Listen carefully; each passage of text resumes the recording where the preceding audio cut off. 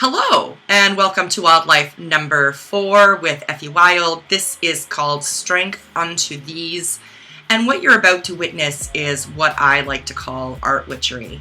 For those of you who don't know, I teach a year-long program called Moonshine, and in Moonshine we come to the journal or the canvas or the page every single month, twice a month, in new moon to kind of make vows and paint our intentions, and at full moon to celebrate the attainment of our desires and to express our gratitude for whatever blessings we have received.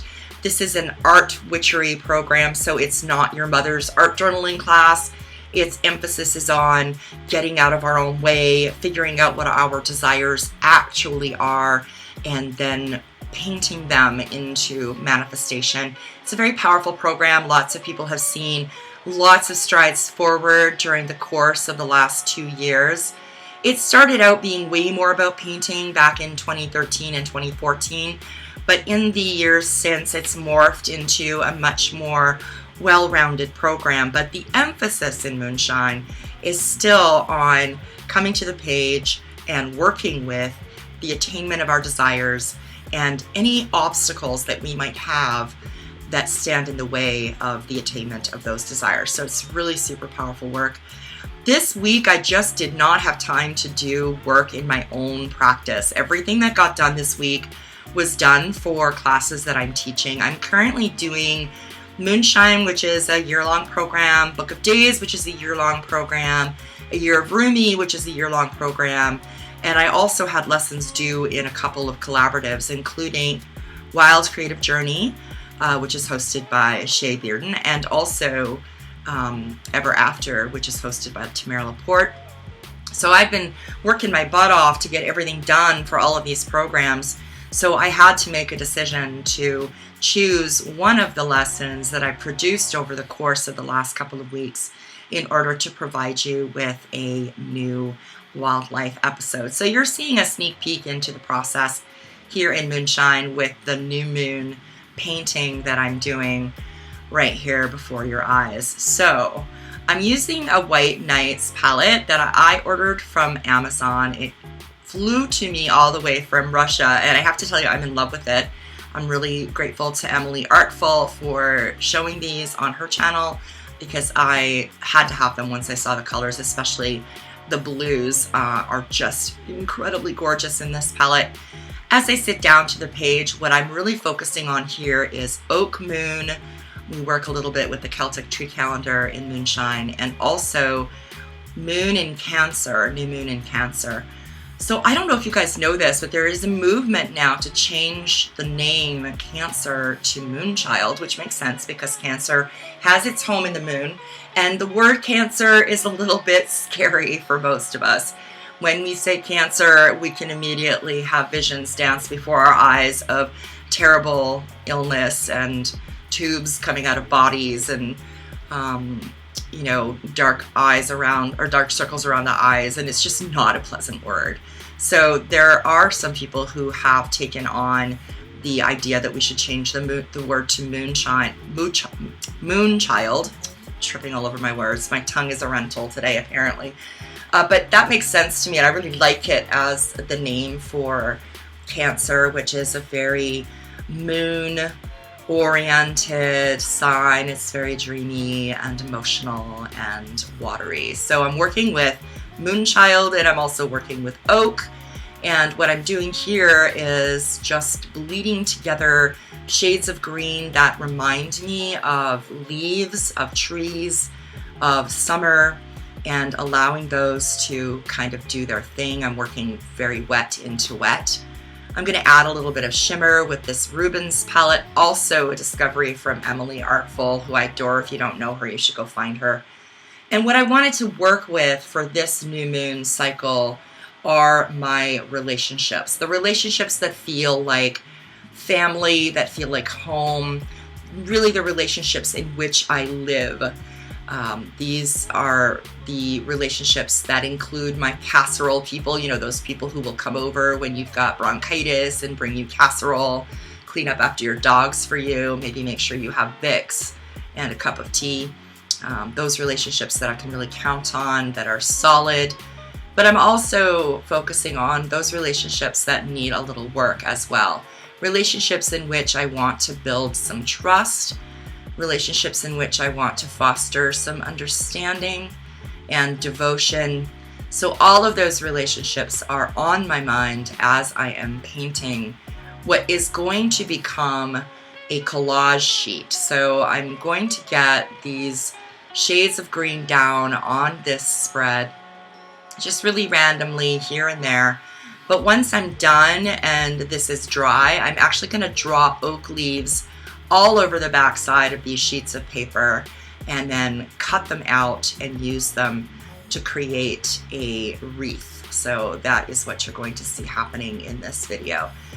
Art witchery is like any other kind of focused attention on an intention that we may have. Some people practice candle magic, some people practice contemplation or affirmations, some people pray the rosary. I sit down with my art journal open and I paint with the intention of envisioning my dreams, envisioning my desires, and then all of the energy that I use to create whatever painting I'm creating in the moment is sent in the direction of the attainment of that desire. So that's how art witchery works for me, and that's what we do in Moonshine on a regular basis. But this practice can be adapted to pretty much anything that takes effort. You know, you could literally set yourself up to do sit-ups for a period of time and send that energy toward the attainment of your desires. Or you could chant an affirmation or a mantra a specific number of times and send that energy toward the attainment of your desire. You could set a timer and do free writing toward the attainment of a desire, or you could go for a walk and count steps towards the attainment of your desire. So it's really not something that you have to be an artist to practice. But because I am an artist and because I find using visual language so potent in discovering ways to get out of my own way when it comes to the attainment of my desires, this is what works for me. Sitting down to the page, using different mediums and colors and symbols that are things like my desired outcome. And this is what really gets me juiced up. A lot of energy goes into these spreads. They may not look like, you know, fantastic paintings at the end of the day, but that's not the intention. The intention is to gather up as many colors, symbols, feeling tones as possible that represent my desired outcome. So in this spread, I'm working towards the strength and nurturing and fostering of all of the relationships that really matter to me. I'm mostly working with just like meet people in this spread, and when I say meet people, I mean those people who actually occupy my, you know, flesh and bone life, the people that are showing up at my door on a regular basis. I'm talking about family and my very close friends, the people that deserve the kind of time and attention and showing up, and the relationships that will only improve and grow under my careful tending and attention. Friendships have always been a really important part of my life.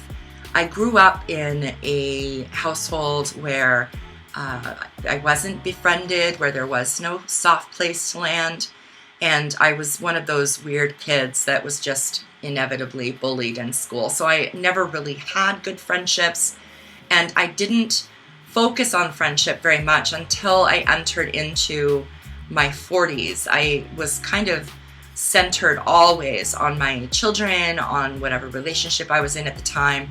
So friendships did not occupy a whole lot of my mental space. I wasn't really focused on them or on fostering them. But in my 40s, I really started to hone in on what kind of friendships I wanted, what kind of friendship styles I had. And it was a really big struggle. It took me a long time to get there. But here in my 50s, I am finally in a place where I can say I have exactly the kinds of friendships that I want. I have the kinds of friendships that I would envy if I didn't have them. They're really wonderful friendships. So there aren't like dozens and dozens of them. There are very close friends. I can probably count them on one hand.